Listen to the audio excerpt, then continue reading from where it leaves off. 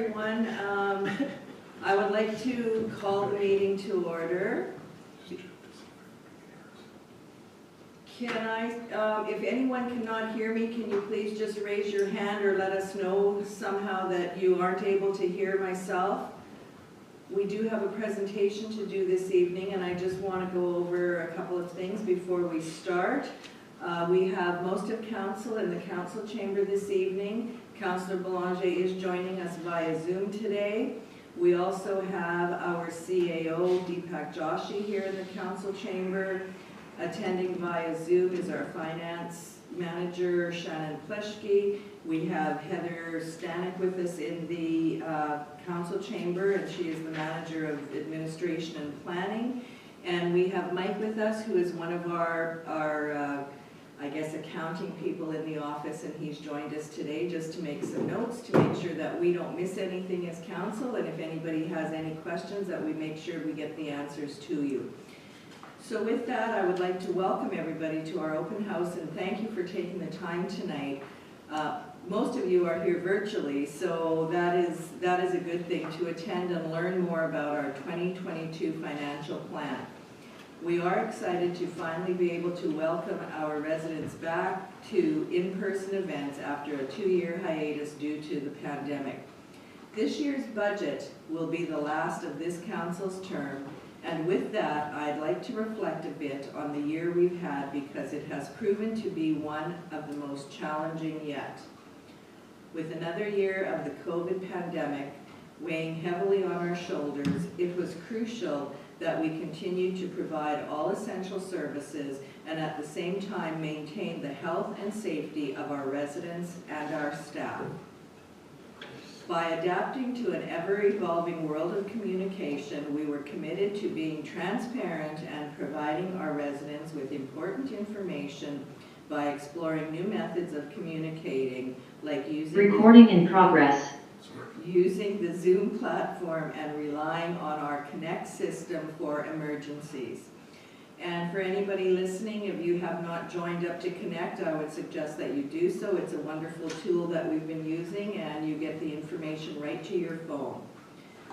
We initiated significant infrastructure projects over the year, including the additions to our active transportation system, expanding the opportunity for residents to connect to the sewer system in the Henderson catchment area, extensive roadworks throughout the municipality, upgrades to our East Sulphur water treatment plant, which include a water softening system and a truck fill station, and nearly completing the St. Clements Park on Donald Road, to name a few of our projects.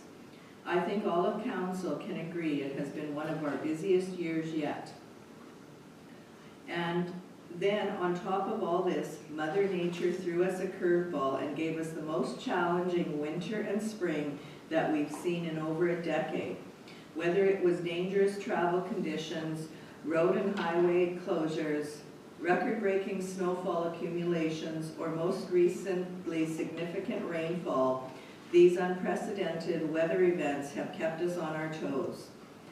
Although the difficult weather has added stress and kept us busier than ever, we continue to ensure that all departments work together so we can function smoothly and effectively, whether that's our emergency officer, fire departments, public works, or our communications. As leaders, this year has taught us an abundance of lessons like adaptability, the importance of listening to the voices of our community, building trust with our communication and reconciliation, to name a few. Most importantly, we are in agreement that it's confirmed with us, and we hope it's done the same for you, that the importance of community and the strength we can provide when we support one another and work together.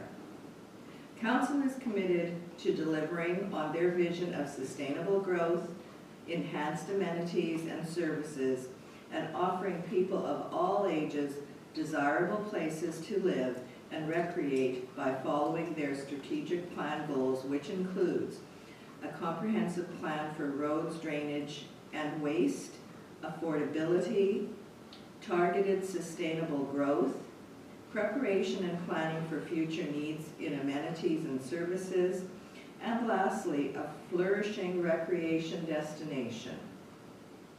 In 2021, our population climbed 6.5% to 11,586 residents, which is validation that there is continuous growth in St. Clements.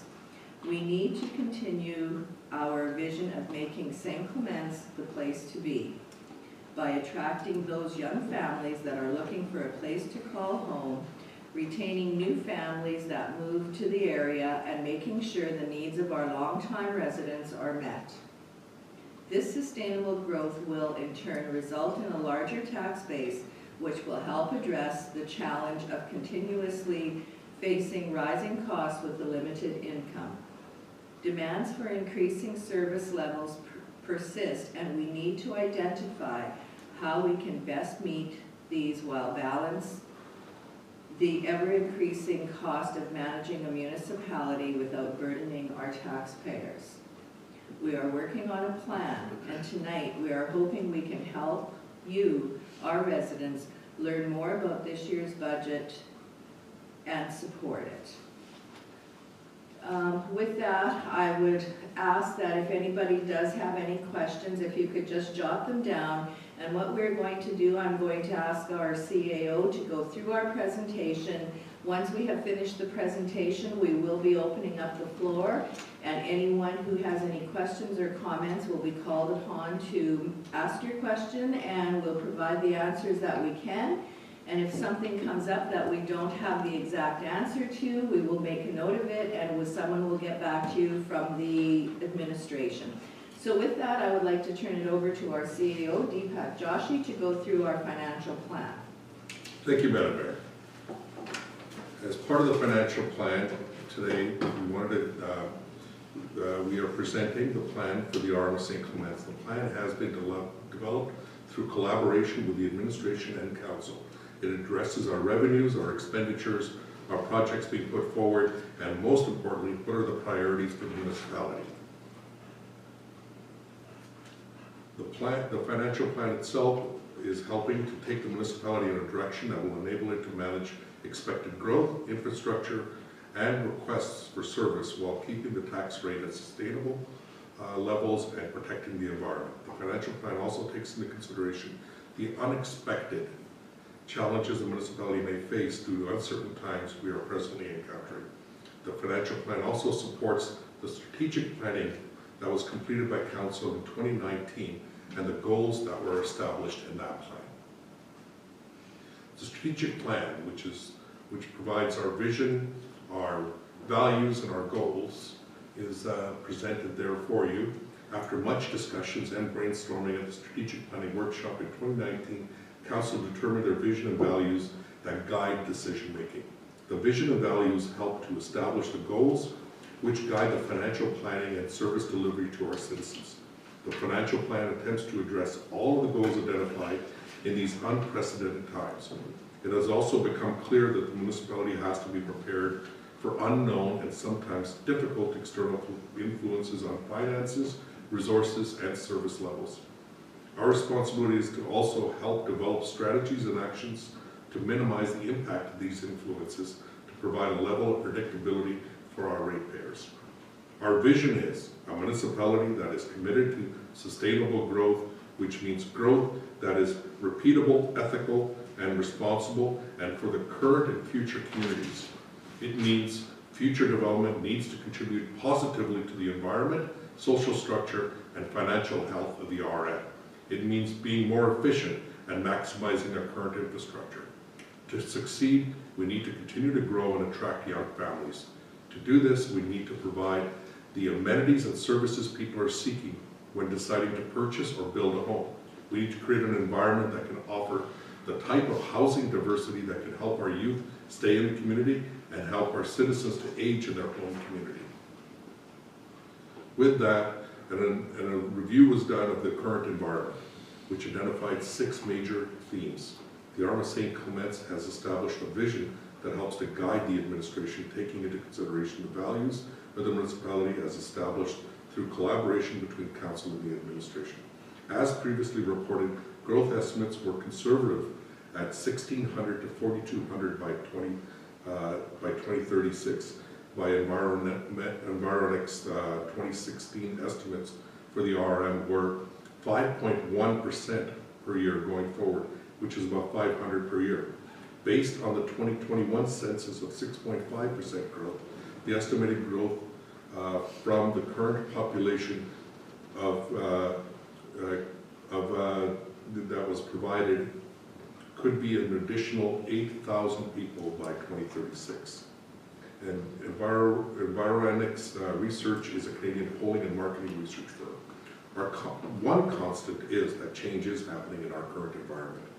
And we are fortunate to be growing a growing municipality. As growth is managed and facilitated, it can be an important contributor to sustainable tax levels for the citizens of the municipality. We also have various challenges and demands for increased service levels and increased responsibilities placed on the RM by provincial legislation with limited revenue growth. The municipality needs to be prepared for unknown and sometimes external influences on finance and resources and service levels. As we have seen from recent weather events, a municipality has to respond quickly when these events occur. Our responsibility is to develop strategies and actions in order to provide a level of predictability for our ratepayers. Priorities identified for service delivery have been communicated through our strategic plan by creating goals and actions with the budget supports. In addition, priorities from external influences have been identified. Climate change and its impact on our existing drainage network, along with our ability to respond to unprecedented severe weather events, needs to be addressed. An example would be the late fall storms of 2019, droughts of 2021, winter storms of 2022, or COVID-related expenses, and more recently, the rains of this past weekend. As well, it is understood that much of the infrastructure of roads and buildings in the RM were built over 50 years ago, and fixing or replacing these assets will be an expensive endeavor. The demands for improvement to transportation networks and recreation opportunities also continues to be a priority for the RM and its citizens. Council and administration are also very well aware of the importance of keeping taxation reasonable in the long term. Therefore, opportunities needed to be explored for managing the expenses and revenue growth through economic development. Focus on development of regional infrastructure allows us to reduce costs, increase service levels, with a focus on exploring operational efficiencies through technological advancements. As part of Strategic Goal 1, which is a comprehensive plan for roads, drainage, and waste, the rural municipalities normally are large. In the case of St. Clements, it is 728 square kilometers.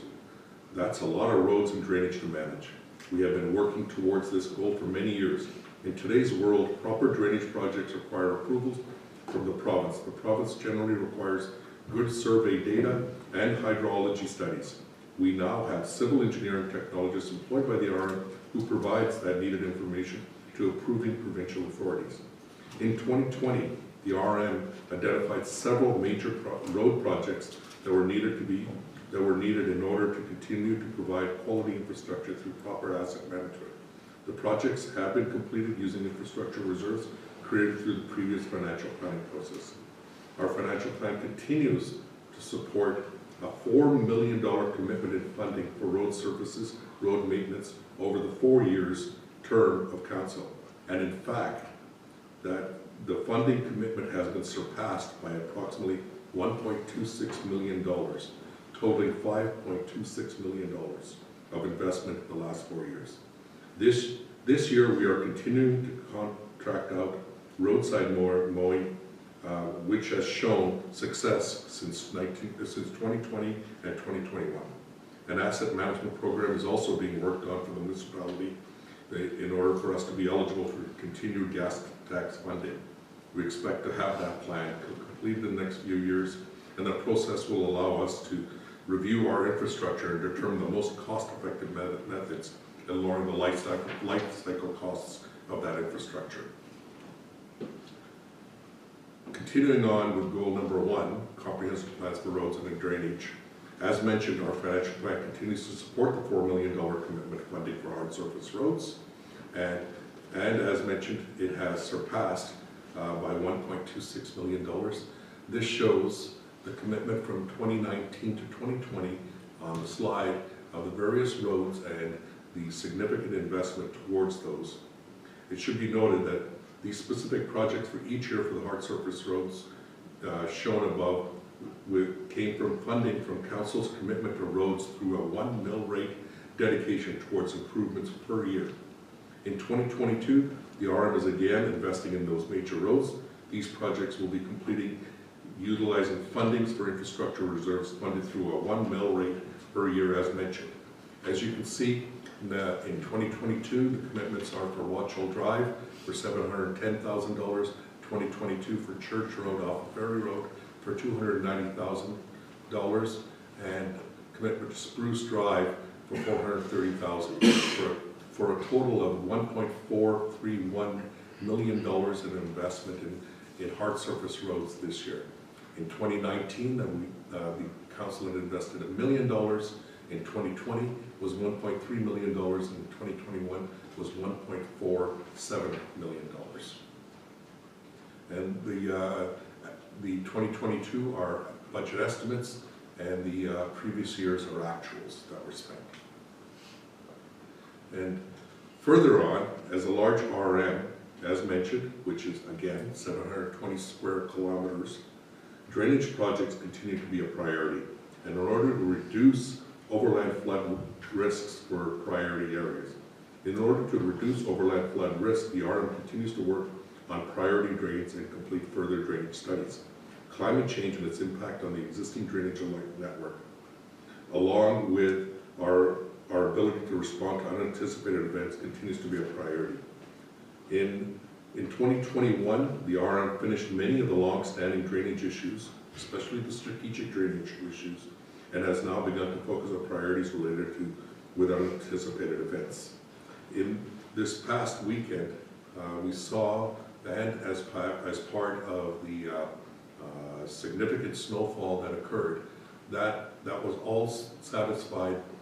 In many cases, we had a lesser impact on it because in 2019, Council borrowed $3.5 million to implement those strategic infrastructure related drainage projects that were long-standing, and that allowed us to move forward very quickly, and we're able to reduce some of the impacts on our municipality this year. So to further elaborate on that, in 2019, a capital project of $3.5 million was identified to address the various priority drainage works. As completing them with limited operating budgets would have taken many years, all of the projects identified were complete. All of these projects that were identified were completed in 2021, and this year's funds have been allocated to ongoing operating accounts to continue to address drainage on an ongoing basis and complete further drainage studies and drainage projects.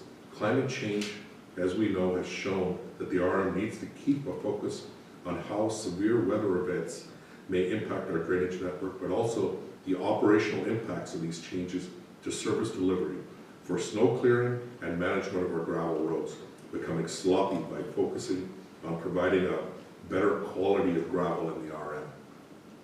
The province generally requires good survey data and hydrology studies, and as mentioned, a full-time position has been allocated to be able to deal with that. So just going back for a second, you can see in every year all the major specific projects were done. These have been identified through Ward 1 and Ward 2. And in those 3 years, the $3.5 million was invested. Although the $3.5 million was borrowed, a considerable amount of the funds were used throughout our operating, and only $1.5 million will be needed for borrowing purposes, and the other $2 million was taken care of through operating funds. We'll explain how that occurred a little bit later. As part of this as well, moving forward, there is still projects that need to be completed throughout the year. And so these are projects that are going to continue, but utilizing operating funds now. So every year, the RM will commit to funding ongoing drainage projects to continue to deal with the drainage issues. These drainage projects are within the annual budget of $40,000 that's been allocated towards drainage, and then any additional funds that may come up as we move forward. And as you can see, there's drainage projects that are identified in Ward 1 and Ward 2, associated with the IXL Park, as well as Brickway ditching in Ward 1, Hay Road, Harder Drain, Narrow Fire Hall, Old River Road. While in Ward 2, we've got 92 North, 43 East ditching, 33E East between 80 North and 81 North ditching, 36 East and 87 North ditching, CIL at Creek ditching, as well as Glenmore drain ditching, which is a very significant drain in the RM, as well as Highway 59 at Kirkness ditching.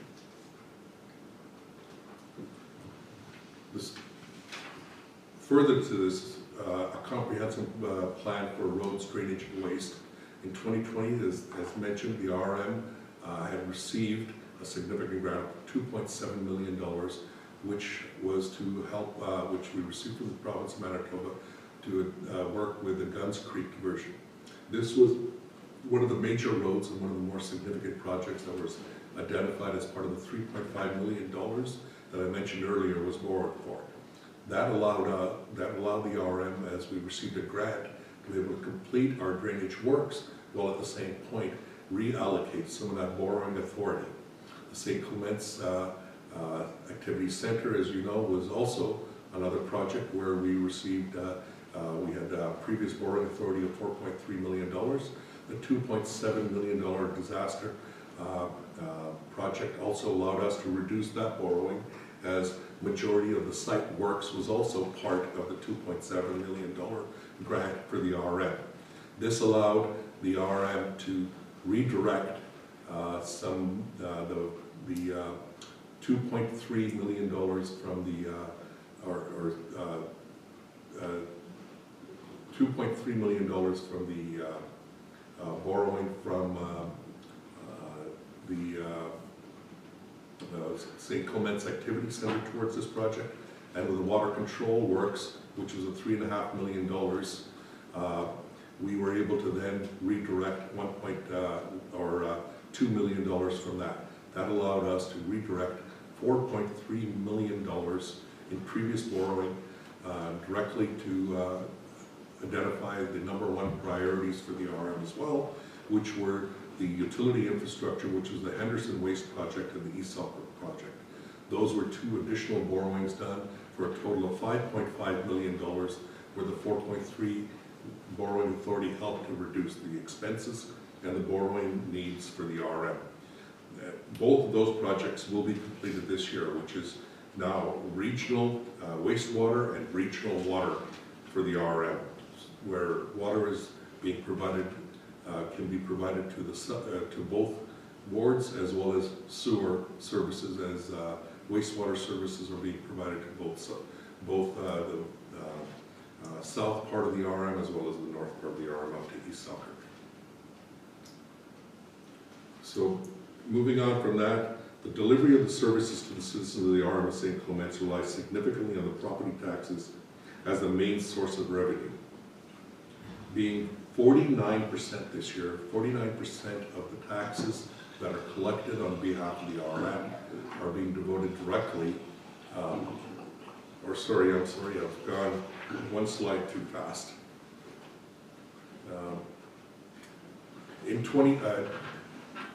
Speaking of the 2 major projects, thank you, Madam Mayor. And speaking of the 2 major projects, in 2021, the RM borrowed, as I mentioned, the $5.5 million to take advantage of the 4.3 in previous borrowing authority to be redirected to the RM's infrastructure priorities. That is the Henderson Wastewater Project and the Sulphur Water Softener Project.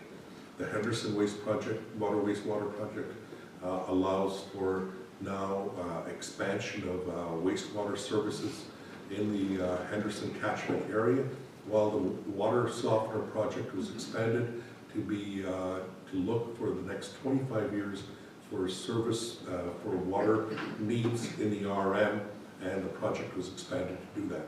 This allowed us to make applications for further leveraging our funding through the Manitoba Water Services Board, and we received additional funding support from the province of Manitoba from both the Manitoba Water Services Board and the Provincial Restart grants for a total estimated project cost, taking our $5.5 million with another $4.7 million of investment from the province of Manitoba to turn both of these projects into a $9.7 million project without having to borrow any additional funds, but to be able to turn our infrastructure into more regional infrastructure for the RM as a whole.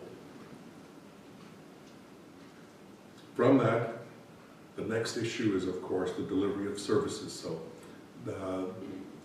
projects like this cost taxpayer dollars, and we're very conscious of that. And to help explain how some of these things are funded, I'll cover this in the next few slides. The delivery of services of the citizens of the RM rely significantly on property taxes as our main source of revenue. From those, only 49% of the taxes collected directly from ratepayers goes towards many of these projects and the running of the RM. The rest of the other 51% of the revenue for the municipality is made up of business taxes, utilities, fees, grants, and reserves. And we're going to touch more further on reserves, as that has been a high priority for council, and how council has now stabilized many of these reserves, so that not only are we able to deal with projects now, but how we move forward into the future and for future councils. With targeted sustainable growth and managing costs for the ratepayers, it will be important to concentrate excuse me, on other sources of revenue to reduce the reliance on property taxes.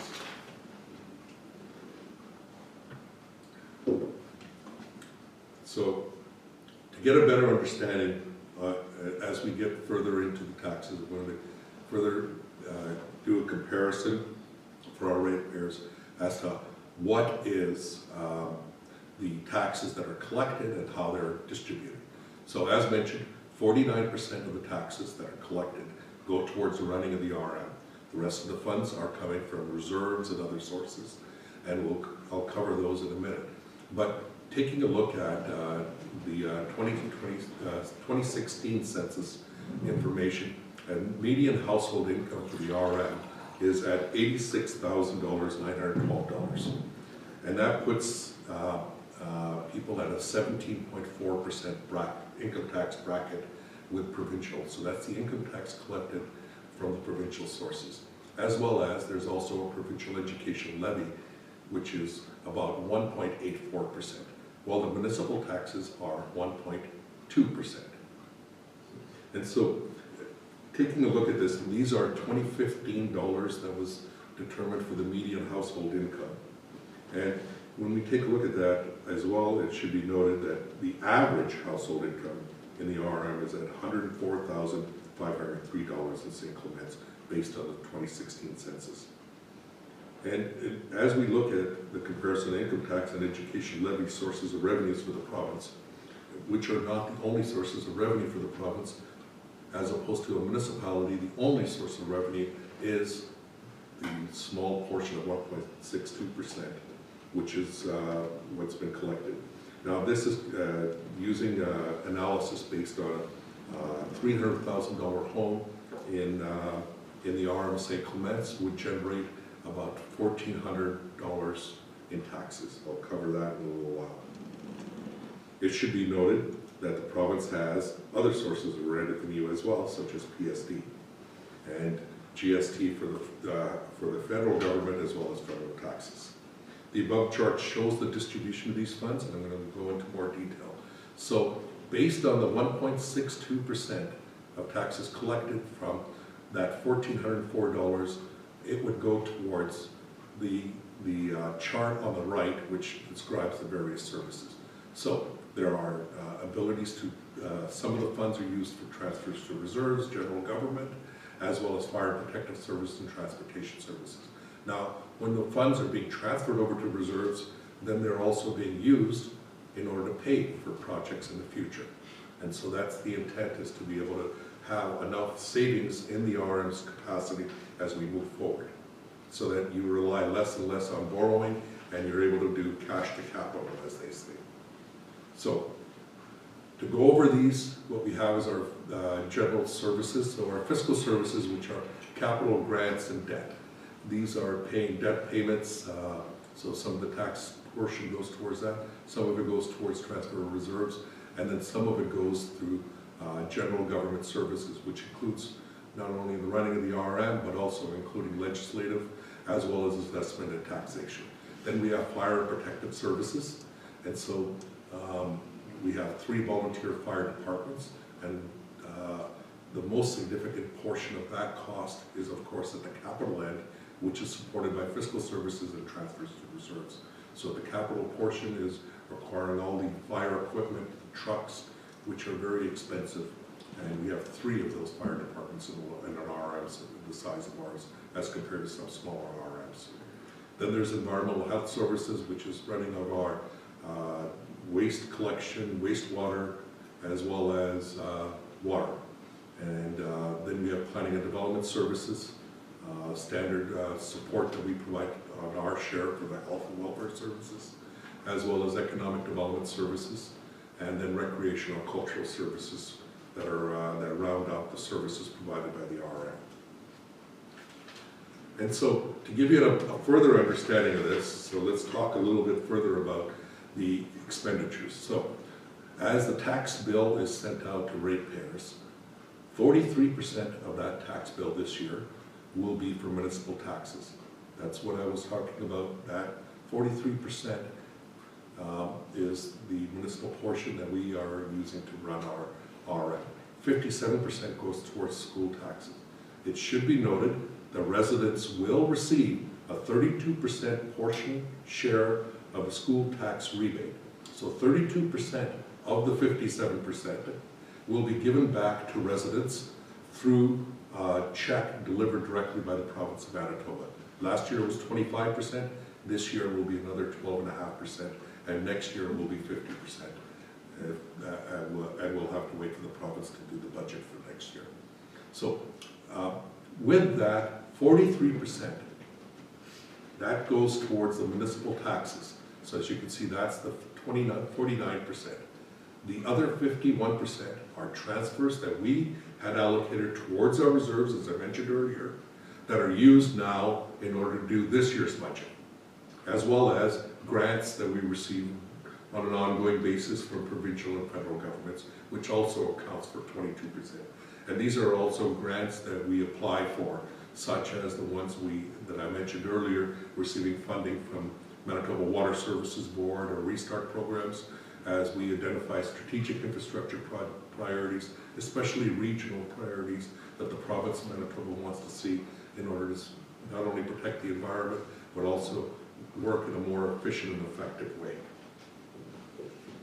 So moving on from that, that goes to talking about keeping the costs affordable for our ratepayers. As part of that, despite various financial challenges facing municipalities, it's important to keep the costs affordable for our community. St. Clements has one of the lowest taxes rates of the neighboring municipalities and is committed to maintaining that. The table above shows not only the population but the dwellings as compared to the other municipalities. It should be noted a large municipality like us has some additional services that some of the smaller municipalities do not, and yet our taxes are relatively within line with those municipalities. The table shows our 2022 mill rate is among the lower ones when compared to other neighbors. The mill rate is not always the best indicator when comparing taxes, as I just mentioned, between municipalities, as numerous other factors must also be considered. The average cost of homes in a municipality, the lot sizes, the density, and the amount of commercial and industrial assessment along with service levels will all impact the level of taxation. So service levels are having, as an example, 3 fire departments having to deal with. Other service levels are the amount of road infrastructure, whether it be gravel or hard surface road, as compared to when you have a 728 square kilometer municipality. And so the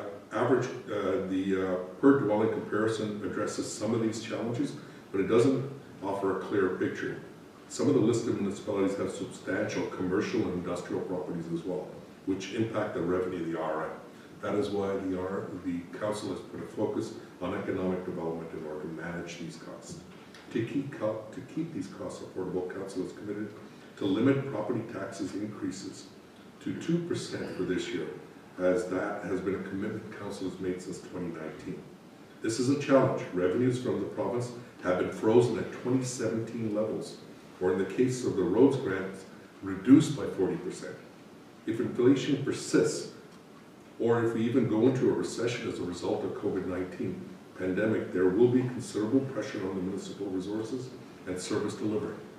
And to date, we have been able to manage those resources, and we have kept our budget levels of operating as well as costs to the 2020 levels.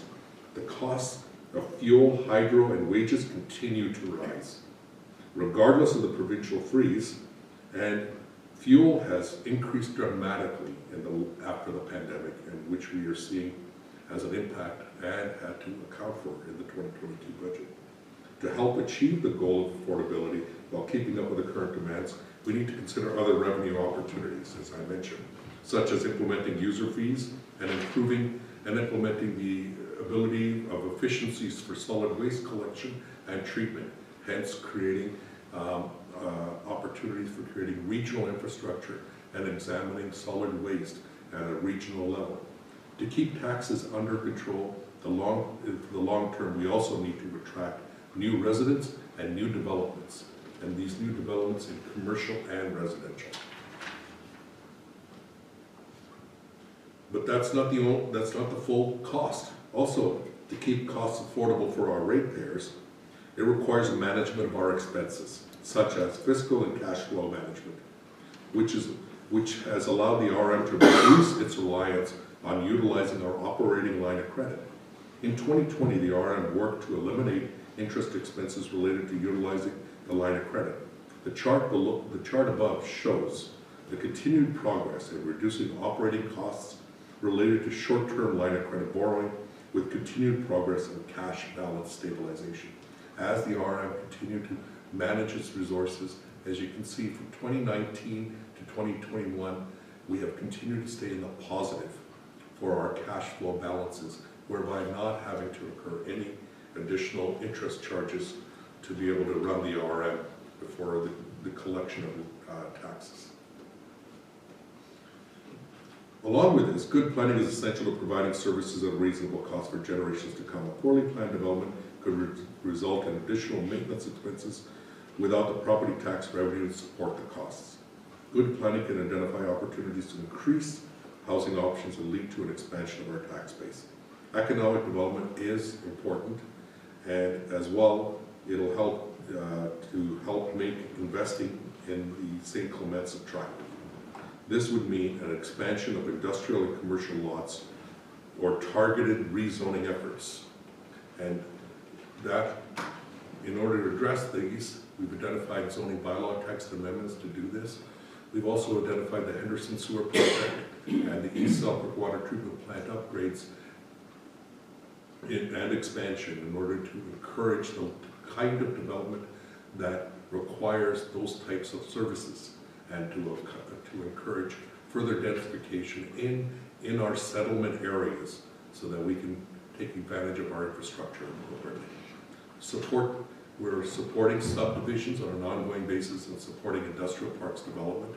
Senior housing has continued to be a high priority for the RM as we continue to move towards that, as well to market and dispose of surplus lands in order to keep the financial picture of the RM proper. And removal of barriers to growth. Many barriers that have been identified are being removed through proper marketing of our economic development. Targeted sustainable growth. The administration has engaged with planning consultants to review some complex subdivisions, create concept plans, and will pass text amendments on the zoning bylaw. The Henderson Sewer design is complete and will be implemented as of the end of June this year. That means that various individuals in South St. Clements that were unable to collect to sewer systems due to capacity of the Lockport water sewage treatment plant will now be able to take advantage of our regional infrastructure and be able to connect. And we have also finished marketing various lands in our Sunset Bay estates so that new housing can soon be completed there. We will continue to identify marketable lots and land parcels with a review of real estate market to improve liaisons with developers in an early stage. The RM has continued to promote also lands for conservation development. So as you can see, water lines have also been designed to be able to go to Lockport to encourage further densification, especially in the Lockport area where water is desperately needed in order to do that level of densification. Wastewater study and design has been started for the Grand Marais project, and our first meeting with our consultants is as of tomorrow, or Wednesday, sorry. Economic development opportunities in Lockport and Grand Marais have continued to be a priority for council, and this year we are again investing $50,000 for economic development for both areas through a biz zone. Seniors and affordable housing opportunities in East Selkirk are being explored on lands that the RM owns behind the main office here. An RFP has gone out to see if there's opportunities for some seniors housing. And then of course a commitment to recreation opportunities in South St. Clements. So moving on to the recreation activities, we need to evolve our amenities and services to prepare our future for our future needs and our changing communities. This is important to retain and grow our population. We have undertaken a recreational needs assessment to establish the gaps in the delivery of this programming. This has resulted in a planned increased pathways and walking trails for biking and other recreation activities such as snowmobiling and quadding. And in 2022, we continue to put forward grant applications to leverage our commitment to these services. We are also very excited about the Activity Center project on the 10-acre parcel of land on Donald Road. This year you'll see the completion of all the groundworks of the park site, and we will see a grand opening of it. The plan also includes a walking track, a water feature, areas for program space, and eventually for recreation building. We have also received significant grants in order to do additional trees and tree plantings in order to enhance that the outdoor space. And we continue to await further funding opportunities from other levels of government to finish the building. The administration also has increased the fitness programs for adults through partners to Corpus Christi and the use of their hall for programs, and we'll continue to examine on how to utilize these types of partnerships. And as well this year, with the relaxation of the COVID rules, we will be implementing many more future programs and services and significant focus excuse me, on recreation. On top of that, recreation destination was identified as one of the goals. Unlike some of our neighboring municipalities, St. Clements can boast a range of exceptional four-season outdoor recreational opportunities. And they are increasingly getting noticed, whether it's more people ice fishing or Travel Manitoba's work to brand the East Beaches as a destination. There's a unique opportunity in St. Clements to build on this momentum.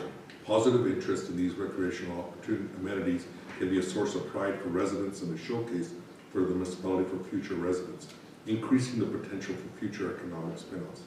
The RM has worked collaboratively to form Tourism Marketing Committee for the beaches of 59 and East Beaches, and we will continue to promote Grand Marais and the beaches as our fourth-season tourism destinations by marketing a strategic plan for the beaches of 59. With our continued focus on water access, we have also committed to installing more access points to the water with with boat launch that will be implemented this year. Ice fishing has also exploded in popularity, and this year the most popular locations are offshore, off of St. Clements, and which provide the RM to coordinate development of places to park safely and the provision of basic services such as bathrooms and waste receptacles. Our collaborative work with other municipalities and the Grand Beach Provincial Park have helped us to promote the destination tourism in the East Beaches area. The RM will continue to focus on these services as we continue to fund summer season washrooms and and beach access to beach locations. The RM St. Clements is also committed to the values of communication, openness, collaboration, and respect, diversity. The RM St. Clements is committed through our public engagement and consultation in order to provide a transparent government services to all ratepayers. The municipality has deployed and will continue to expand our methods to connect with our community. The RM has recently introduced the St. Clements Connect system, which is not so recent anymore, but it continues to be used, and it has been a communication system that allows the municipality to send important messages by voice, land, and text, and voice message to cell phones and email. It can also send to specific geographical areas, and also now works automatically when there are severe weather events that are identified by Environment Canada. We have continued to use that as we move forward. Also, Council has made a commitment to being more online, more available through avenues such as using Zoom, making our council meetings available online for all our citizens, and that are available to make sure that we have transparent and open government.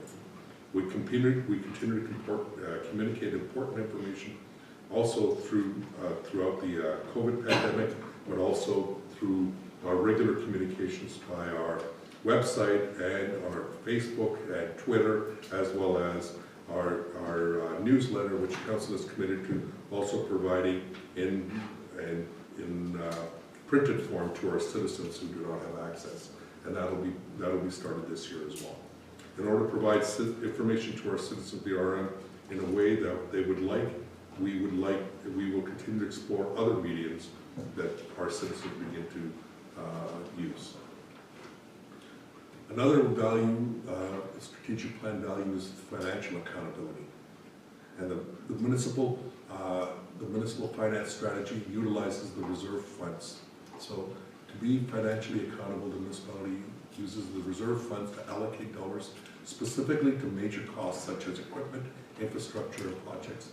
This is our ability to do cash to capital, so the municipality, the council, continues to build up the reserve funds in anticipation of larger capital projects, whereby reducing the need to borrow and utilize our own capacity as we grow at a sustainable level and offer the level of predictability for our citizens.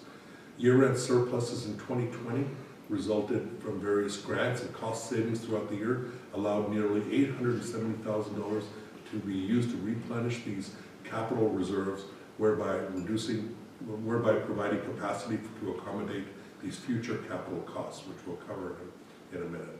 Year-end surpluses in 2021 resulted from the Amphibex's dissolution, and the cost savings throughout the year allowed for $1 million to be used to replenish the multiple capital only reserves, providing funding capacity to accommodate again future capital costs.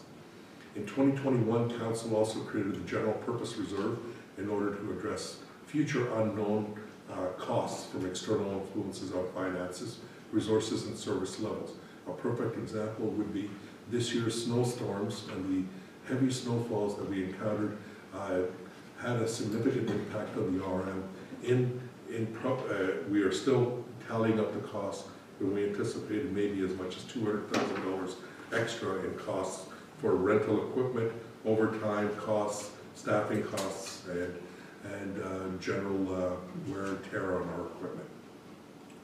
In 2021, Council also implemented, in order to become financially accountable, by implementing a 3-year budgeting strategy. Every year, starting 2021, we continue to put forward a 3-year budget, which which gets adopted for the first year, the following 2 years, in principle, to provide a level of predictability and stability for the operations of the RM. The new strategy will expedite the budgeting, has expedited, and will continue to expedite the budgeting process annually and provide for increased focus on overall operational savings wherever possible. A perfect example is that budget has allowed the RM to move quickly, and now Council has provided a methodology for the new Council to come forward. So, moving on to the financial plan revenues and expenditures, as you will see into our financial plan document, we have the revenues for 2022. The 2022 revenues, as mentioned, are are monies that are coming from the total tax levy, but also grants such as grants in lieu of taxes. And so, with that, for 2022, a total of $20 million is the total tax levy that's being generated. 11 million of that, approximately, is the school requisition, while we have the municipal taxes, which is $8.7 million, 11.5 million approximately is the school requisition, and the 8.7 is the municipal taxes. That is the monies that I mentioned earlier, which is the 49% required to run the RM. The other revenue, which has been identified in page 2 of our document, will it is the other revenues that we get from grants and other sources, and then we get the transfers from our accumulated surpluses and reserves. So those are the transfers to do the capital projects. As you can appreciate, capital projects can fluctuate and costs can be unknown. So this year we're spending $5.2 million, and a majority of that is through, some of it is borrowing, and a good part of most of our other capital projects is through cash from our reserves.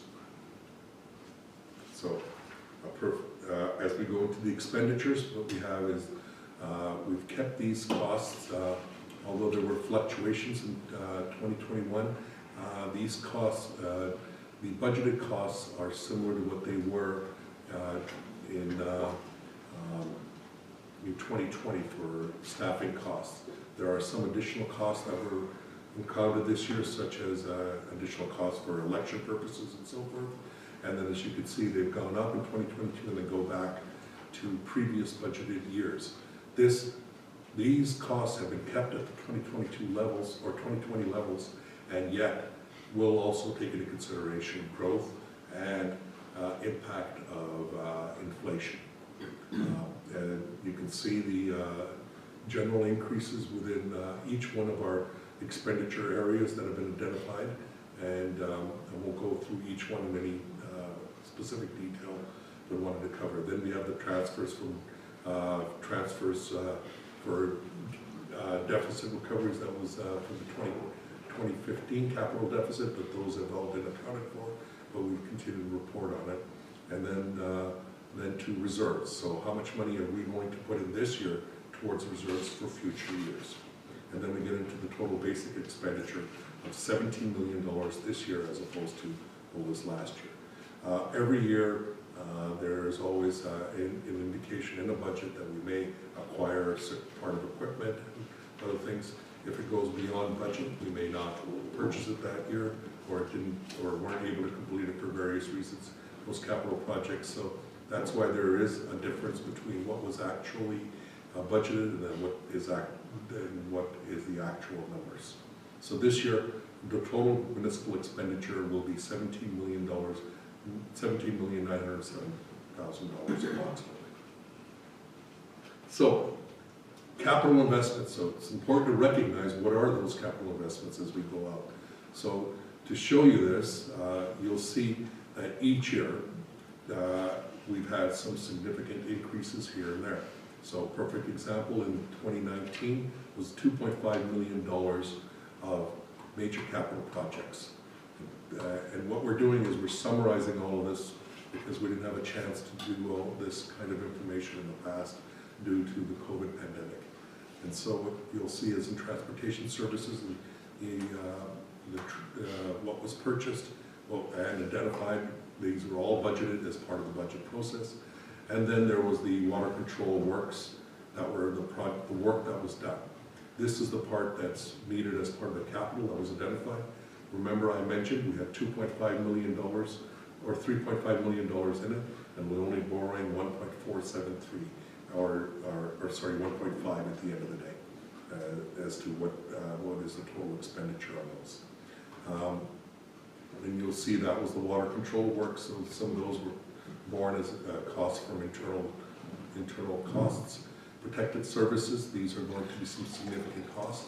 As an example, a rapid response unit. So when we have the fire departments, when we have 3 of them, there are some significant costs for bringing in those equipment. As well as there were the 2 major projects with South St. Clement's Henderson Sewer project, as well as the water Sulphur truck bill. So there were costs in 2021 in that. And then we get into 2022 capital. Here are all the funds, here are all the projects that have been identified for the 2022 capital items. What you'll see is estimated cost for the project, and then how it's being funded. And as you can see, a majority of the costs are all funded through reserves. That means we're not borrowing for these capital assets. Some of these capital assets depreciate, so it's best not to borrow against them. Well, there are strategic projects such as the East Selkirk water treatment softener and expansion of the water treatment plant, as well as the truck fill. That was identified as a borrowing. The South St. Clement's utility works was identified as a borrowing. So it was identified to be $3.5 million. And then we have the $2 million for the South St. Clement's, and then the water control works. So sorry, the utility works is the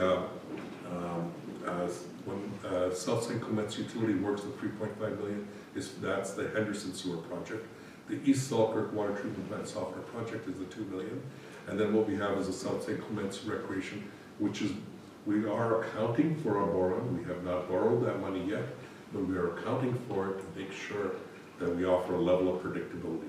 That is towards the construction of the building, if it ever gets approved through our ISAC funding. And then what we have is the water control works, where we will now, although we had originally approved $3.5 million that I mentioned earlier, we will only need to borrow 1.525. And so, the 2 major projects that were approved last year were the East Selkirk water treatment plant software and truck fill, and then the South St. Clement utility works, which is the Henderson Sewer project. 2 previous projects that are there as multi-year projects were the South St. Clement's rec facility, which, as I explained, was original borrowing authority was 4.85, and due to using the grants, we were able to reduce it by 2.8, and we only need to account for $2 million in borrowing. The original borrowing for the water control works, which was the drainage works, was originally 3.520, and now it's 1.525, as 1.95 was a reduction due to grants and operating expenses covering it. So, as we talk about these capital projects and borrowing, there's always a question of, is there a capacity for the RM to be able to do this? The capacity for the RM to be able to do this, there is, in the past, been concern expressed. The municipality may be borrowing too much money. I'm here to tell you that, generally speaking, our municipality is in very good shape. If we take a look at it, the Municipal Board of Manitoba has a debt policy for the province, and it says that a municipal debt cannot exceed 7% of the total municipal assessment and at large for the municipality. That means this year, based on the borrowing that I just identified for those strategic projects, because those are the only ones we're borrowing for, only 2.58% of our borrowing authority has been utilized. We still have 4.42% available. That results in totaling over $35 million of capacity available to the RM that has not been utilized. Along with that, not only is it how much can you borrow, but how much can you pay? And that comes down to our payment capacity. Again, the province of Manitoba through the municipal board has a debt policy, and that debt policy says annual debt payments cannot exceed 20% of the annual revenue. So you can appreciate why it's important to increase the revenue for the RM, just as much as it's important to increase the assessment base. And so it cannot exceed the 20% of it. And right now, we're utilizing 9.55% of that 20%, and the 10.45% is still available. That means we have a total of $1.9 million in payment capacity available. That is available to the RM. Obviously, the payments would be spread over 20 years, and as an example, $2 million in borrowing would be $140-some thousand, depending on the interest rates per year for the next 20 years. So that helps, I hope, to explain the debt position of the RM, which is still in very good condition, and council has committed to maintaining that and has continued to do that. Along with that, not all debt is paid through borrowing. So general taxation only accounts for 31% of that debt. Gas tax accounts for 35%. Utility rates, so the utilities that are, these regional utilities that we have established are accounting for 11% of that borrowing. And then there are LID, local improvement districts, that are developed. They do have an impact. It has an impact on our ability to how much we are allowed to borrow. I mentioned we had $35 million we could borrow. That means, but it doesn't have an impact on our payment because the payment is automatically covered through the local improvement districts. So those are some of the things that has to be taken into consideration as future local improvement districts are established. Moving on, so not only the borrowing, the utility, the need to pay for capital projects is critical. So 2018, when council came in, were elected, we had specific funds available into our reserves in order to pay for all these costs as we incurred them. Council also made commitments of putting funding in through the operating budget as well, through the general taxation for things such as fire protection of some $300,000 a year, but also started to create reserves in order to be able to manage those. And so to be able to predict when those items are coming in the future and then be able to budget accordingly. In 2019, you could see that we were getting low on some of those reserves. By 2020, the investment of reallocating surpluses back into those reserves took us, as an example, on our capital improvement budget from 211,000 to 1.3 million dollars. Reason being, some of those were directly related with capital improvements. That was also the year we also decided that we would make some adjustments, and in 2021 was established was the implementation of a general purpose reserve. The general purpose reserve isn't shown here because it's waiting for our 2022 audited statements. Once those audited statements are complete, we will then be able to create the general purpose reserve, and $1.5 million will be transferred into that reserve. The rest staying into our capital improvements. And that reserve helps the RM to be able to stabilize and create the level of predictability that's needed. There was lots of discussions on that reserve last year, and that the intent there is when we get these types of unforeseen costs or equipment, you're not having to go in there and go to additional borrowing authority or have to go in and impact future assessments or future tax increases. You can rely on those reserves to be able to manage and maintain your RM. And as you can see, we also have also been managing our gas tax, which was, as I mentioned earlier, a significant supplier to many of our capital projects, and it has gone up significantly in the last 3 years as well. And that helps to be able to fund for future road works and future other projects that are specific. Now, you'll see a lot of these reserves because many of these are very specific and they have specific purposes and they can only be used by those purposes by this council and all future councils, so that you have a predictability in where the funding sources are. So, strategic plan core strategies that were established. Establish an asset management plan, delivered. And we are working on delivery of that. Secure grants for sewer, delivered.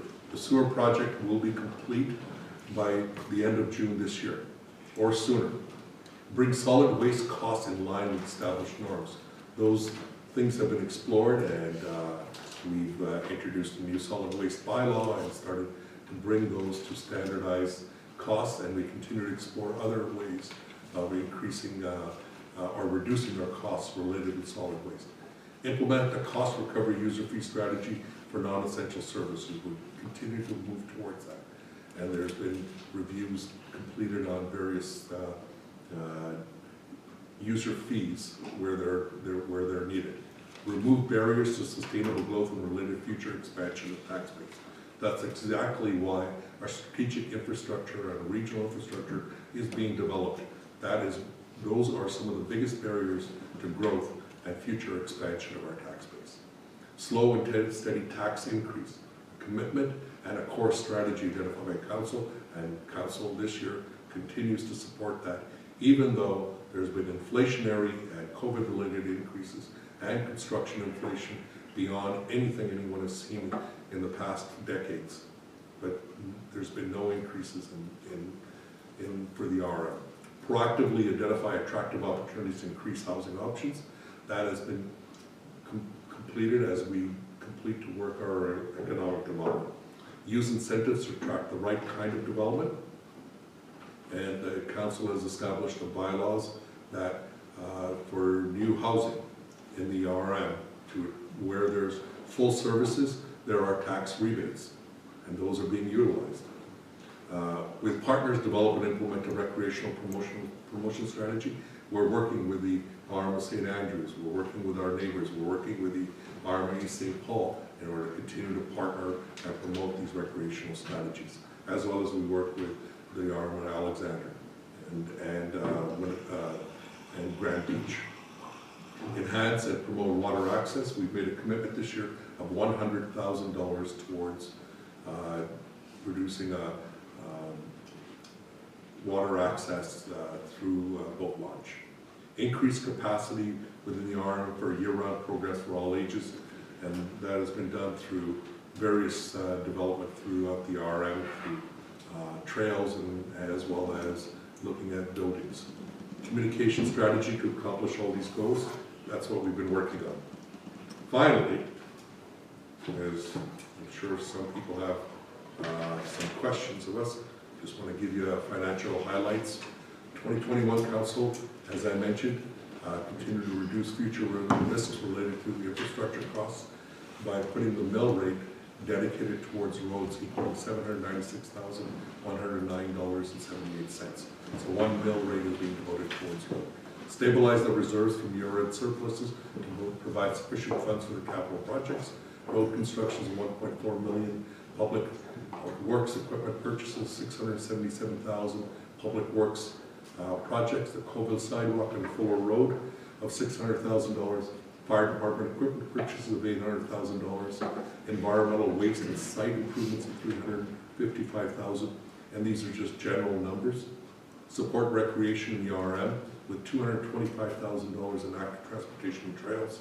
Another $85,000 in community recreation projects. Construction of a boat launch of $100,000, as I mentioned. Continue to support business community with $50,000 towards the biz improvement zones. Commitment to community and volunteer groups in grants totaling about $199,000. Delivery of strategic infrastructure priorities totaling $9.7 million for sewer and water projects, which will be both complete in June, and the water project will be completed in September of this year. Fiscal and cash flow management to reduce reliance on utilizing operating line of credit. Continue to implement the 3-year budgeting strategy, and then implementation of the general purpose reserve to address financial resiliency for the RM.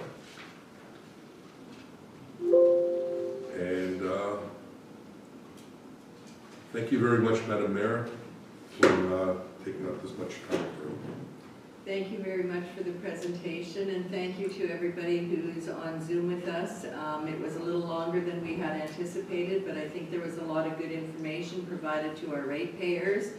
And before we open it up to the floor, I see that there are some people already that have put something into chat. So I think I'll ask our CAA to go through those first, and then we will open it up, and we'll go from there with our questions and answers if we possibly can. Okay, the first one is from Dave and Lena Kublik. And it says, with a strong Ukrainian heritage in our municipality and the English-Ukrainian bilingual program at Happy Thoughts and ESMS, families fleeing war-torn Ukraine are seeking community. Is there any provision of planning for the potential influx of Ukrainian families in St. Clement's, example, housing, employment opportunities, etc.? There is informal consortium of all 7 school divisions with EU BPs seeking to elaborate on support for children and moms, adult males remaining in the Ukraine. Is there any similar collaboration occurring with the AMM group? Is there a need to contact information to help facilitate this? Madam Mayor, would you like me to answer, or would you like to answer? I think I would prefer that you answer it. I think you've been in contact with AMM more than I have been as to what the next steps are and what they have planned, so go ahead, please. So, thank you for the question, and yes, we have identified this, and recognizing that we have a strong Ukrainian community in the RF, we have approached the province to see if we can help with some of the settlement, as well as to take a look at some of those housing needs. That is why we're also looking at expanding some of the property on the RM property itself to provide mixed use with residential and commercial, so that we can provide some of that housing. And we've been working with the development industry to see if there's opportunities to bring more housing and affordable housing into the RM. We've also been in communications with AMM to see how we can. We will be passing future resolutions on how we can support this. But right now, I think we're awaiting a further direction from the province of Manitoba, as well as the federal government, who are in charge of our immigration programs. Thank you for that. I'm not sure, there was a 6 there in the chat, but I don't see any. It says one new message there. Can you open that? Oh, there's multiple messages. Okay. I'll just go through them all. Good. So the next one is from Edwin Brook to everyone. Are the situations with the overland flooding that are occurring at this time being taken into consideration in the evaluation of priority of drainage projects? The current flooding event is due to extreme weather, but as the climate crisis continues, this can be expected to be more frequent. Example, several properties on Nanton Road have been significantly impacted by flooding. New home construction on the Nanton has increased the problem. A previous assessment of drainage is no longer relevant and should be revised to assist homeowners to mitigate flooding risk. Madam Mayor, would you like me to answer this as well? Yes, you can. You've been more in contact with Public Works and the Fire Department. I know that our staff has been working every day since Saturday to try and help those that have had water problems. And Edwin, I know that there's problems probably in places that we never thought that there would be problems. But seeing as Deepak has worked with Public Works and Fire, and our protective services, I'll let him answer that one. Yes, we agree with you completely. As a matter of fact, just as of today, I was in discussions with our Public Works manager, and we will be sitting down and reviewing not only the significant drainage issues, but also the significant storm issues that from the winter storms that we encountered this year, and how we can reallocate funds and review where priorities need to be established. As I mentioned, we had devoted some $40,000 in per year, which we will look at increasing where is necessary, and we'll be reviewing what are some of the challenges. I would note that many of our properties, first of all, related with the spring melt, we had less of concerns. Although we had a significant snowfall, we had less drainage issues. Not only because the weather cooperated a little bit with the drainage, but we were able to monitor, and all our problem sites that existed previous to 2019 are no longer our problem sites. So we'll continue to highlight in some of the other areas. This year there were some challenges. 202 Nanton Road, 202 is being addressed, that it's part of the Guns Creek diversion, and there are further larger culverts being installed by the province of Manitoba working with us. As to the Nanton, yes, it's been identified. We are taking a look at where are some of the impacts, and we'll probably need to do some further studies on Nanton and a few other areas to make sure that we do not encounter this. I agree with you completely. What were considered events that happen rarely, this past year we've had multiple events that have not occurred in decades. We had storms, winter storms that nobody has ever encountered in decades. We've had closing of roads, as an example, the perimeter around Winnipeg being closed for 13 to 14 times this year, which is well beyond anything that's ever happened in 20 years. We also are working with the province to identify the various provincial drains that need to be addressed. Because part of the challenge that we encountered at this major event were that there were provincial drains that we do not have control over. All our drains were flowing, and sometimes challenges were encountered on those provincial drains. We'll be establishing meetings with the province as we move forward in order to address those as well. So not only are dealing with the overland, significant overland flooding like we've encountered in Nanton and other places, but also some of these drains, where can we expand on them? Obviously we can't upgrade all our ditches to the level of severe weather events, but we have to try to find a way to minimize them. And then also this year we've made a commitment to getting LiDAR data available and utilizing that and aligning that with all our culverts and getting the heights on the culverts as well, so that we can identify when these events occur, and in the future we'll be able to then identify where those priority areas are and expend our resources there as quickly as possible. There were several challenges on this one. This storm happened very quickly, and it caught many municipalities by surprise. And as they caught them by surprise, I am happy to report, although we had some significant challenges, and I am not discounting any of the significant effect that it had on many of our residents, I think we walked through this at a better level than we could have if the commitment wasn't there to do this. I hope that answers your question. So moving on to the next question. Could you explain what is included in transportation services? Transportation services includes snow clearing, gravel operations, dust control, hard surface roads. It also includes purchase of graders and all the equipment and staff that go to support those. Next question is from John to everyone. In regards to the strategic plan goal 3, there's virtually nothing there for those of us not living in those specific areas. We are being asked to shoulder some of the costs for them.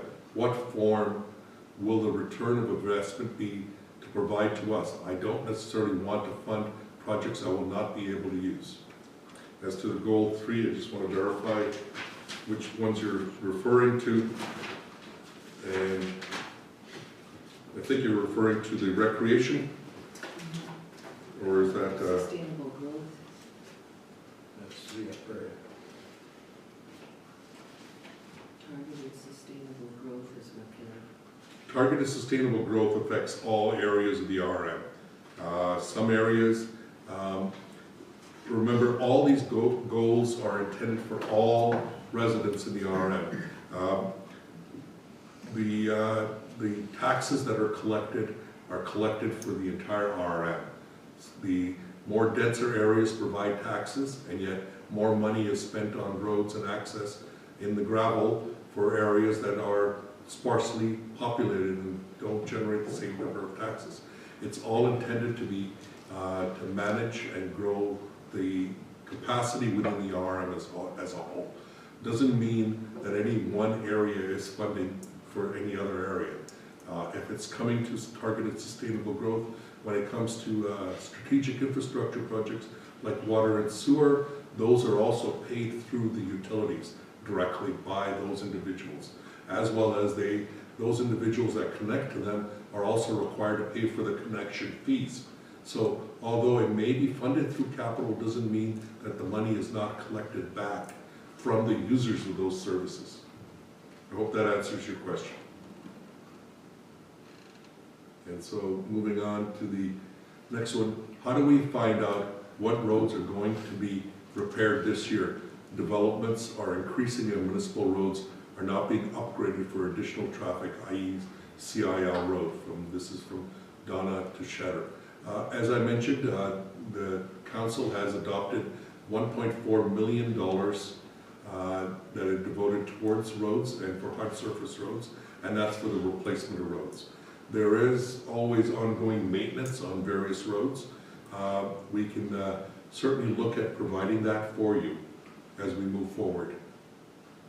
But if it's to convert existing roads to that are gravel to hard surface roads, if that's what you're asking about, council has asked the administration to take a look at how we can look at different funding options in order to address that, to support those individuals. Kind of goes back to the previous comment, which is the users of the service will pay for those services that are being provided. Goal 3, why is technology not a part of this goal? The pandemic has shown that many people look now for opportunities to work from home, learn from home, maintain small businesses from home. With web-based businesses, local companies have expressed interest to expand fiber optic networks to many areas of the municipality, which will bring faster internet and, more importantly, a more stable network than the less reliable wireless internet network without stable connections and adequate connection speeds. This puts residents behind other areas. Opportunities for laying of cabling at reduced costs have been missed. Example, during the installation of the sewer line for East Selkirk to Lockport, cabling could have been run and provide service to residents over that distance. When will the RM work with internet providers to enhance and expand services in the RM as other Manitoba RMs have done? I'm not sure, Mr. Brook, but if you have been paying attention to some of the newsletters and some of the communication that has been going out from the RM is definitely heavily committed to this. We have been working with Valley Fiber, who is a provider, and they are running fiber network at point-to-point at gigabit speeds, and not shared, but gigabit speeds at point-to-point, and Valley Fiber has been running, will be running cable, and we have already given them access to our right-of-ways to be able to run that cable. The RM doesn't run internet cables, but we provide access on our right-of-ways. That Valley Fiber cable is being run right now, as of today, and it's going all the way to Grand Marais. We also put a newsletter out as we were working towards this. We also had identified Skynet. No, sorry, Skynet is associated with the movies. Starlink. And Starlink is Elon Musk's, and there are, in order to provide in the remote communities where Valley Fiber cannot provide it.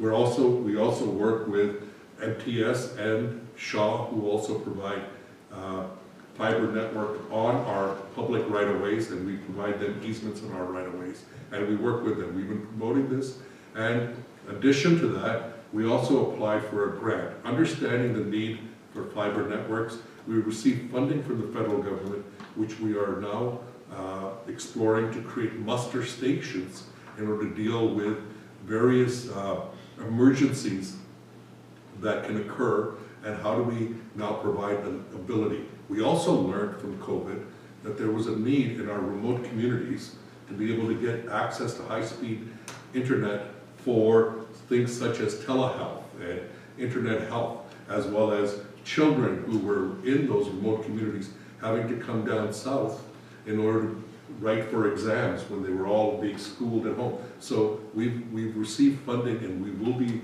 looking at implementing this year into these areas where people will be able to utilize, where they may not have internet access there, but somewhere close within our remote communities to be able to go there and utilize it, maybe write exams and maybe do telehealth and have a private room to be able to do those things.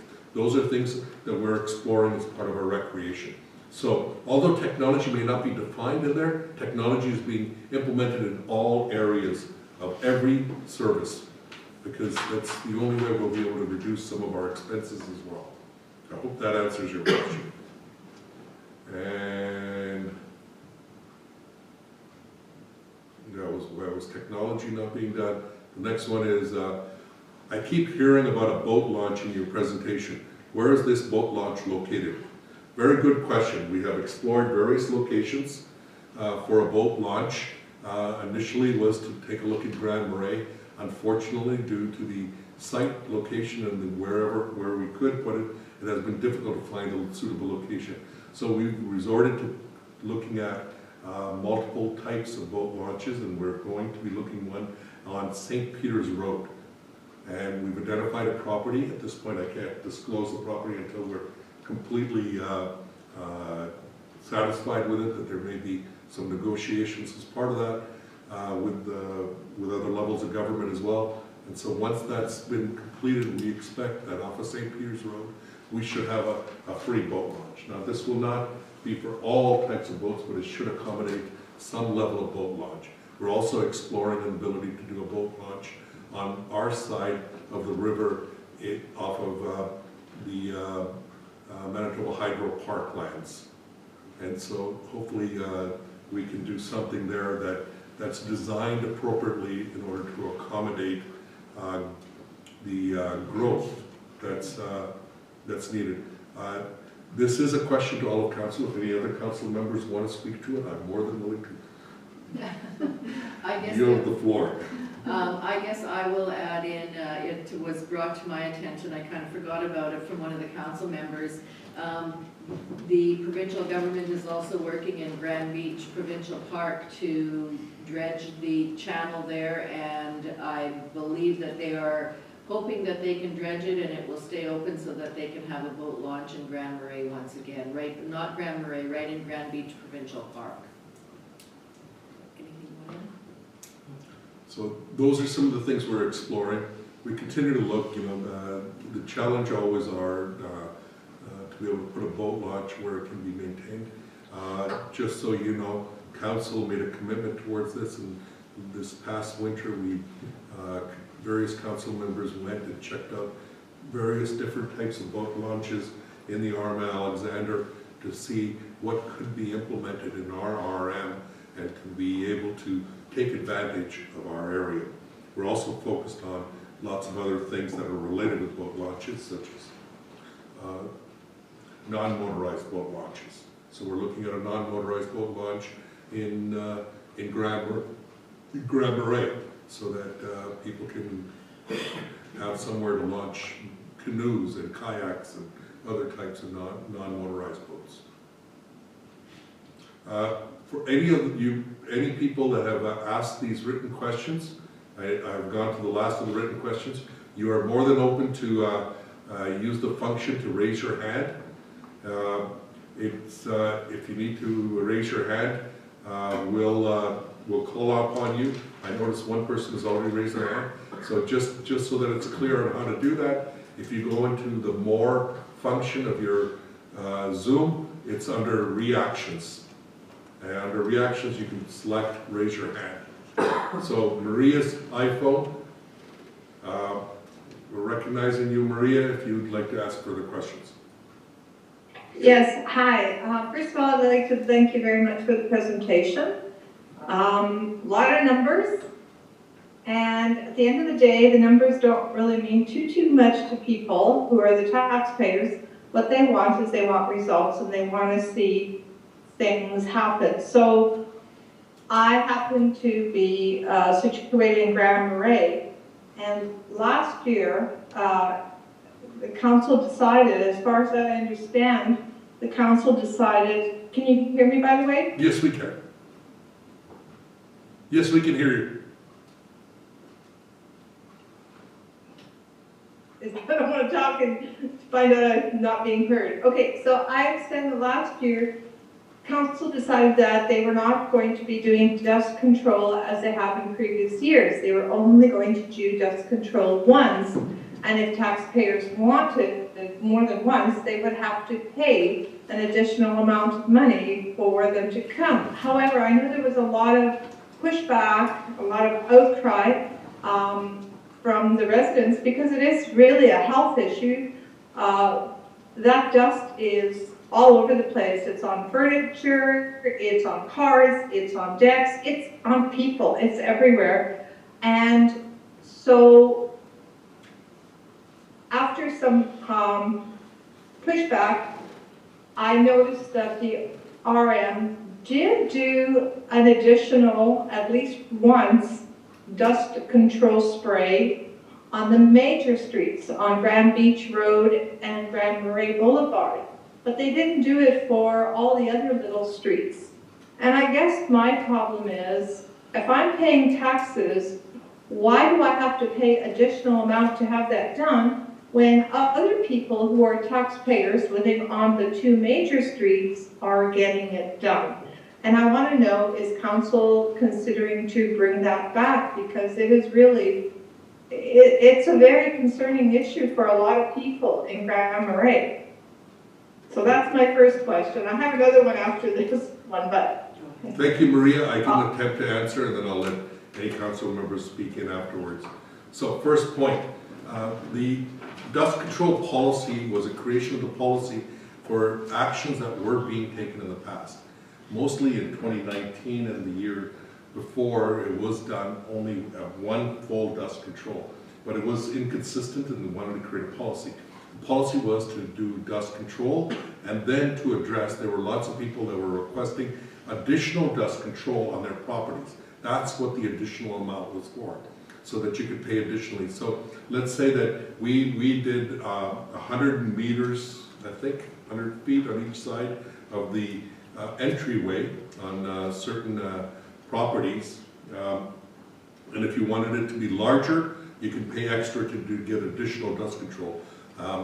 The dust control was a policy. It went forward by council, and it was identifying that we would do every major road and every year, including in the resort areas or on low speed road areas, such as 30 kilometers an hour, that we would do those every 2 years. And so the situation occurred that Grand Marais Boulevard and Grand Beach Road were missed. They were mislabeled, and that's why they had come back to do it. That was an error on our part. We corrected it. And it'll get done every year as per the policy. This year, all the other roads within Grand Marais and Gull Lake and all the other areas will be done as per policy. So it's only going to be every second year that the smaller roads, not the major roads get? Yes, is that what you're saying? That's right. And is that because we were now designated as a resort town as opposed to what? It's by speed. Pardon me? It's by speed is what there's okay, less well dust that actually generated. brings me to my second question. But the let's speed be limit. clear. But let me finish here. Let's be clear that dust last year was a very unique year. It was there was very little rains and other things, and it had lots of impact on overall for the amount of dust. But generally speaking, what our public works has discovered is that in the low speed areas, one coating of dust control usually passes through 2 seasons. Okay, so move on to your question, madam. Okay. So this second question actually intertwines with the first one. So when you are coming into Grand Marais, the speed limit sign says 60 kilometers per hour. But when you get into Grand Marais, it's actually 30. However, there is very minimal signage. And in fact, on my street and many other little side streets, there is no signage whatsoever. And I have people speeding down there at least 60, if not faster, and the dust is just up in the air. And so my question is, and I have asked about this before, is will the RM be posting speed limits, the 30, because I've taken a walk through Grand Marais, I looked to see how much signage there is saying 30. Well, when people first enter, they see the 60, so that's what sticks with them, and they think it's 60, but it's not. So that's part of the problem with the dust control only being done every second year. If people were not flying down the streets at 60, maybe that wouldn't be such a big issue. And the other thing I was going to say is, and I understand the RM has no control probably over Highway 12, but I was thinking, could you change the sign there to 30? And then it would be 30 in people's minds, because I find that people, they think it's 60. So my question is, will there be signage put on all the side streets and small streets that are not getting dust control, so that people, because I've actually put up my own personal cardboard sign saying speed limit is. You make some very good points. We, as you know, we adopted the various speed sign or speed zones within the RM, and that was adopted last year. And the intent is to put up some signs. Obviously, we can't put up signs in every street, and in some cases it'll be just like in other places, just like if you enter in some communities, 30 unless otherwise posted. Those types of signs, we'll have to work with the province, and we are looking at that. But we can't possibly put up signs in every community, in every speed, just as it says in some rural areas, 90s, unless otherwise posted, or 60 or 50 unless otherwise posted. And those are when you're entering into those communities. We'll be looking at those. And then also to let you know is that we've been working with the RCMP. You may recall that there was an open house with the RCMP, and we did. Yes, and I'm very happy about that. And they're locating there, and that's going to help with managing that. We've been working very closely with the RCMP to be able to help enforce some of these things that are out there. Okay, so my question is, can I send you an email designating my street and talking about it? Because just where it's situated, it's like a bit of a shortcut. So people tend to take that one. And they come there, and they're going down at about 60 kilometers. Yes, so yes, you can. Is that okay if I send you an email and discuss yes, that? Yes, you can send an email to the RM of St. Clements. And just to the RM of St. Clement? Yeah, that way it'll get into our service tracker and it'll go to the appropriate person, and I'll be aware of it okay. as well. Thank you. Okay, thank you.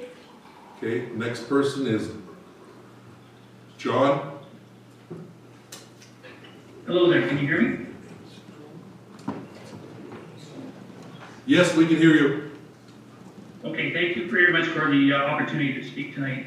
I did ask a question in chat regarding the strategic plan goal 3, and I don't think I really got to the gist in the written question of what I'm looking for here. Goal 3 specifically dealt with some strategic planning to attract new people to the RM, and I get that. However, the vast majority of what's listed in there, it's obviously the goal is intended to be delivered and channeled towards high-density living, i.e. suburbs in the RM. And I get that, that's what young people are looking for. They want to come in, they want to have everything there. They don't really want rural living, which is odd because it's an RM. Hand in hand with that, with the development of these things, and these are multi-year type projects, which was indicated in the presentation. So we're talking about a significant cycle going on here. with this process, there's people that are benefiting greatly from this. There's real estate people, property developers, investors, and all that sort of thing. During this process, the taxpayers now are being required to pay into that. And that's not going to stop overnight, because when you have this growth, there's going to be a domino effect afterwards, because when people move into an area, you have this growth, they're going to require more that we don't have. They're going to want schools, they're going to want more fire services and other things. So you're going to have this growth that I don't necessarily see indicated there, and that growth is going to have to be funded by the taxpayers. So I know you're not going to be able to give me much of an answer here. Your answer might be like, okay, well, a larger tax base, and there's other projects going on. But what I am personally going to be interested in looking for is a more diverse type of way of raising funds that will account for this, because again, there's people that are going to make a lot of money from this, and we've seen this in other jurisdictions. Larger ones like Winnipeg, for instance, have tried to deal with that, with putting fees on for people that want to build their large McMansions and whatnot. I'm not saying we go for that, but I think we're going to need to explore something more than just simply adding more on to the existing taxpayers. Thank you very much. Okay, first, when you talk about targeted sustainable growth, when you mention that the current taxpayers are paying, no. When it comes to the sewer project, the people that are connecting to the sewer are paying for the sewer project, not the taxpayers. There are some general taxation costs, but those people pay for it through connection fees. When you're talking about additional services such as schools and other things, those are provincial, and those are paid by provincial coffers, and they collect taxes to pay for those. Now, there's always a demand for service. The bigger your tax base, the more ability to provide service, not only into the compact areas, but also the rural municipality as a whole. The intent here is where there's need where areas that have been identified by the RM through its development plan and long-range plan that's been approved by the province of Manitoba, it identifies settlement centers as where they're going to encourage further growth. In order to have that further growth, you need to provide services. Those services come there, and then those individuals pay for those services. When you're talking about other things that are needed, that's where the RM has made commitments towards working with internet providers, providing trails, providing other amenities, providing other recreational amenities, and other things to make those areas just as important. And the funding that comes from taxes are shared for the whole RM, not just in one particular area. So sometimes with lower numbers, and I think Councillor Spicer also wants to add to this. Deepak, you want to talk about development charges also? Because that's another form when people come in and do subdivisions. You know, we charge them a certain amount per lot. And those typically go into reserve to help pay for some of the capital that's required. Correct. So, and part of this is that when that development occurs, that development, within their development, they're required for paying for all the infrastructure inside their development. That means they're paying for the roads and the sewers and the connections and everything else. They're also paying for the connections to utilize our services, which is our main lines, to be able to connect into that. So there's a connection cost to that, so they pay their fair share for the provision of that. On top of that, they also have development charges which go towards our reserves for the maintenance of those roads into the future and for the existing roads that they're going to be using. And those are our development charges. So when new people come in, they help to reduce the cost on the RM. If you take a look at South St. Clements, there were many roads with large 4-acre or 8-acre lots. That wasn't helping to pay for the maintenance of those roads that they were utilizing. As they became 2-acre lots and 1-acre lots, or smaller in some cases, that allows for getting the funding and the tax base So not only do you get funding into your reserves to do the maintenance and upgrade, but you also get the tax base on there on a yearly basis that they're paying their fair share. So that money that's coming from the taxes is coming into the operating funds. So as I mentioned earlier, the taxes are paying for 49% of the services to provide for the RM. I hope that answers your question, sir. Thank you very much. I appreciate the explanation.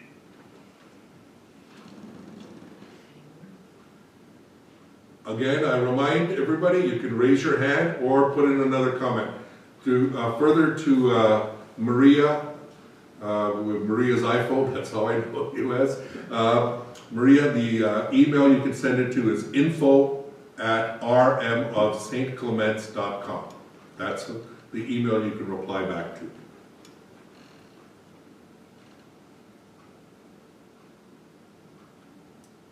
Is there any other questions that anybody has? Please raise your hands and we'll try to recognize you and give you an opportunity to speak. If we have no other further questions, this is our first hybrid open house and we'll continue to explore tech. I'm sorry, I heard somebody say something. Did somebody want to speak? Okay. This is our first hybrid option, which was in person and online. We'll continue to explore these as we move forward, and we'll continue to provide this open and transparent government. And as part of that, I wanted to give an opportunity for each council member to also say something, but I just want to outline the process. So the budget has been put onto the agenda on Friday. It's been published, and the first reading of the budget bylaw will occur tomorrow. Council will take all your comments from this open house into consideration as part of that. Then we will have a financial plan public hearing, and that's scheduled for May the 3rd or 4th? 3rd.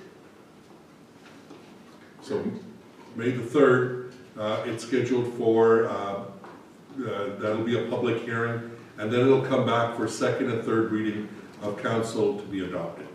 Yes, there are a lot of numbers, but those numbers help to provide the services that our residents are looking for. And we really thank you very much for your comments, because they're all taken very seriously.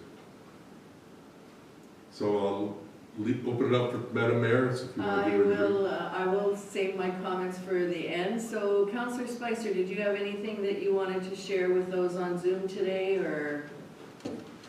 Well, I'd just like to thank everyone for attending. It's nice to have people that are interested in financial plans, and I think council as a whole has done a pretty good job of, number one, adopting a strategic plan. So we have direction, not only for the RM and ourselves as council, but also for administration. But following up, with the financial plan that is linked to it. So it's not just talk, we're putting money where our mouth is. And I think our budgets have done that in the past, and I think this budget does it also. So, but I thank you for attending, thank you for your comments. Thank you for that, Councillor Spicer. Councillor Bazarowicz. I too would just like to thank everybody who tuned in to our meeting tonight, and just remind everybody, if you do have any further questions, you can contact the office at any time, or one of the councillors. Good evening. Thanks for that, Councillor Bazarowicz. Councillor Horvis, anything to add? Yeah, I'd like to thank everyone for attending this evening, and I'd just like to say that we have a great website, and I don't think it's getting utilized as much as it should be, but there's a lot of information that we try to share with everyone to keep everyone up to date with. So if you use it, that's great, and if you don't, pass it on to your neighbors and your friends, because it's a great way of getting the word out there. So again, thank you all for attending and have a good evening.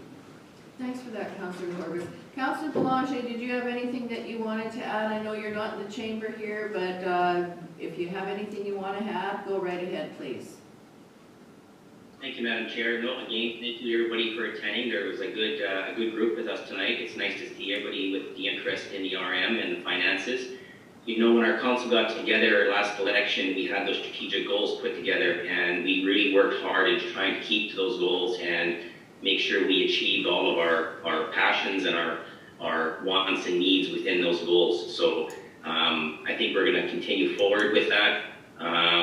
Again, even though our municipality is divided with Ward 1 and Ward 2, our council works hard for the entire municipality. Even though councillors are split up evenly, we work towards the entire betterment of the RM, and we look forward to moving ahead with our ideas as well in the future.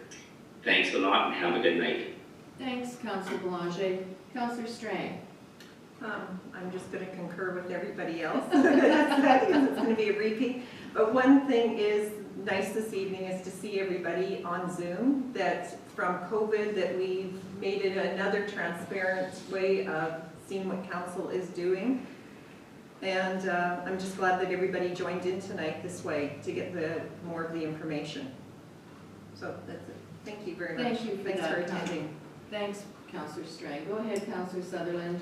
Well, I'd like to thank our CAO, Deepak Joshi, for a very thorough presentation, and to everybody that attended. Nice to see this many people getting out. Thank you. Thanks for that, Councillor Sutherland. And I guess I just have a couple of other comments here. I too would like to thank everybody for joining us this evening. It's a little different when you're not sitting in the council chamber, but this seemed to work very well. And I think the further we go along, we're going to keep using Zoom in certain platforms or certain meetings that we have, because we can't always accommodate everybody. So I too would like to thank our administration for putting the presentation together. I know it was a lot of work, and to all those that attended tonight, thank you very much for attending. And hopefully winter will leave us one of these fine days, and we can enjoy some nice summer weather. And I see there's a few thank yous on the chat, so thank you everyone for your comments, and have a good evening. Deepak, did you want the last word here this evening? Thank you, Madam Mayor. Just some housekeeping things that I'd like to address. First is anybody that logged in today, and if you haven't registered with us, please do so. So this way, if there was any questions that came out of here that we want to provide additional information, we'll have your email address and your name so that we can reply back to you. I think we have the people that did register that we sent out the email information, but if you can. Speaking of which, if anybody that is not connected to our Connect, I will encourage you again to connect to our Connect. It was very critical during this last event that we needed people to get information to our citizens, and what we want to do is explore that more and more so that we can quickly and effectively get a hold of all our residents when there is an emergency or an event such as this, and what to do. Even the act of having to deal with, as an example, our public works yard was flooded due to this event, and we had to make arrangements to get sandbags for our residents and sand for our residents, and we had to make sure it was communicated quickly so that they could come and get it when they needed it. So I'd like to encourage you to connect through our Connect program, and thank you for attending. Go ahead, Councillor Spicer. Can you comment on documents going on to the website, just so they know? Because I think we're gonna put a lot of this information onto the website. Yes, so thank you very much, Councillor Spicer. So this entire meeting has been recorded, as you probably heard at the beginning. The meeting will be available as a Zoom recording for you to watch at your leisure, or encourage other residents to watch, and that can give an opportunity for other citizens to be engaged. You have an opportunity now that the public document has been created, so council will read the financial plan tomorrow at the council meeting. There's not much of a discussion at the first reading, but it'll identify when there's a public hearing for it, which gives the people an opportunity to, again, come in and comment and ask or recommend any changes to the financial plan or ask questions related to the financial plan. So the financial plan will then be published on our website. Right now it's on our agenda, but it'll be published on our website. Along with that, we will be doing what we did last year. Due to COVID, we had some challenges, of course, trying to get all this information. So we created a budget document at a glance, similar to what I presented today in the open house, will be placed in the budget document. So you will have the electronic presentation, and then you'll have a budget document as well as our financial plan. Those will all be available for our citizens. And then, as in all financial plans, all citizens have an opportunity to ask for questions before the public hearing and or during the public hearing. So before the public hearing, you can email us. We encourage you to ask the questions in advance so our staff can then collect the information and be able to answer all the questions as opposed to having to report back later. Okay, if there's nothing else, just again would like to say, if you have any questions or think of anything in the next few days, please do not hesitate to contact administration at the office here or one of the council members, and we'll be more than happy to answer your questions. And if we don't have the council members don't have the answers, we'll definitely get them for you. So thank you everyone for attending this evening, and with that, I'm going to say good night all.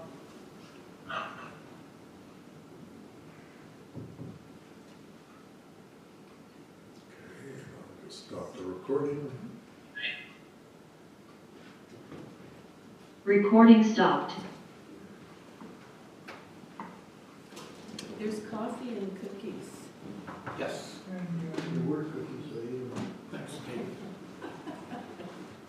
I love you too. Mike, have a cup of coffee before you scoot home. I might have a couple of cookies. 'Cause I don't Oh, you're not a coffee drinker? No, I can't. Well, you better have a couple of cookies.